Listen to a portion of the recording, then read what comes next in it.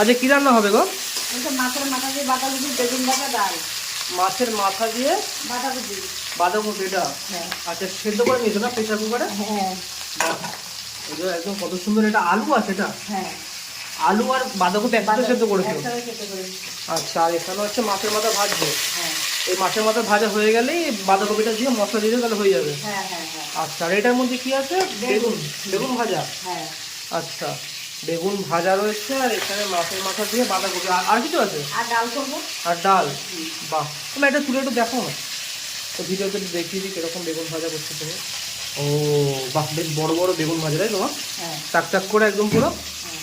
বন্ধুরা তো বেগুন ভাজা দেখে নিলে, বেগুন ভাজা আর এখানে মাছের মাথা দিয়ে হবে বাঁধাকপি, একটু মাছ সেদ্ধ করে রেখে দিয়েছে বাঁধাকপি, আর এখানে একদম মা মশলা বাড়ছে, শিলনোড়ায় মশলা বেটে তারপরে তরকারি হবে। ও মা হ্যাঁ। তাহলে করো। ঠিক আছে। ও মা হ্যাঁ। রান্না কতদূর হলো? হয়ে গেছে নাকি?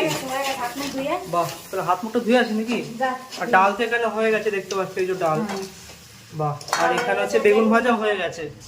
তাহলে আমি যাই হাত মুখটা ধুয়ে আসি। যা। তো বন্ধুরা এখানে হয়ে গেছে সব কিছুই, যে হাত মুখটা ধুয়ে তো খাওয়ার সময় দেখা হচ্ছে। হাত মুখ দিয়ে বসে পড়েছে খেতে, আর এখানে আমার খেতে দিয়েছে তখন এই যে ডাল, এখানে রয়েছে বেগুন ভাজা, আর এখানে হচ্ছে মাছের মাথা দিয়ে দেখতে পাচ্ছ একদম বাঁধাকপি কষা কষা করে। যাই হোক, এটা রাখি রেখে একটু বেগুন ভাজা দিয়ে ভালো করে একদম চটকে নিয়ে জিনিসটাকে একদম আহা খাওয়া যাক গরম গরম ভাতে বন্ধুরা, বেগুন ভাজা।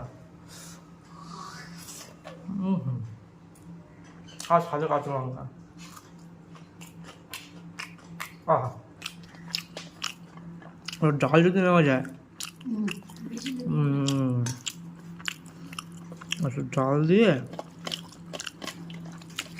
একটু বেগুন ভাজা দিয়ে, আহা।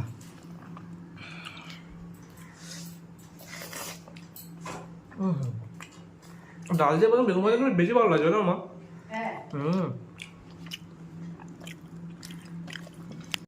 এই যে মাছের মাথা দিয়ে, মাছের মাথায় ভর্তি এখানে, এরকম করে ভাতের সাথে মাখিয়ে নিতে হবে একদম।